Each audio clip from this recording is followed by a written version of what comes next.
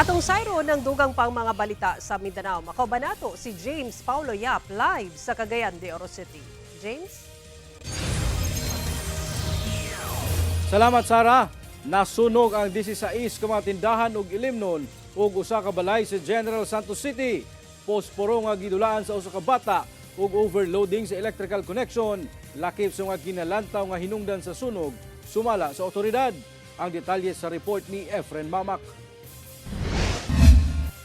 Sa aerial video, makita kining pag-ulbo sa sunog sa usa ka compound sa Purok Estela Maris, Barangay Tumbler, General Santos City, banda alas 3 sa hapon adlong Martes.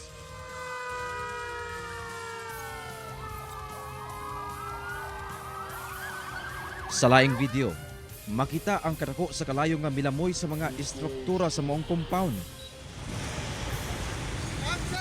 Gilayon kining girespondihan sa kabumberuhan.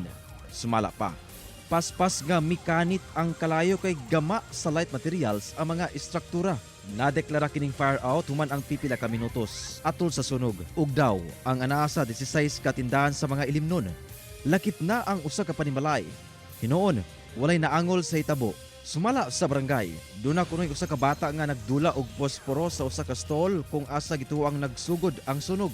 Initial nga istorya lang man noon, first na ginaingon nila is naibata gadula og posporo. Based sa location, light materials to semi-kalakat po ang uban.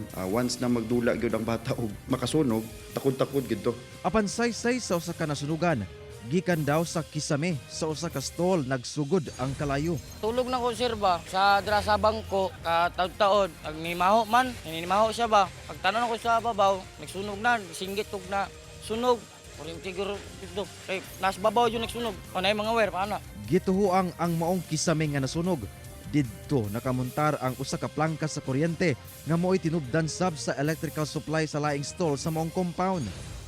Langka ang amo ang nakita na recover dito sa area, specific area nga iyang gitudlo nga dito daw nag-umpisa ang sunog. So kani nga plangka importante pud ni siya kayo sa tanan nga establishment, tanan nga mga unit nga structure dito is isa lang gid ang ilahang source no of electricity o ang pinaka main na breaker o plangka dito mismo sa katong kung asa nag-origin ang kalayo.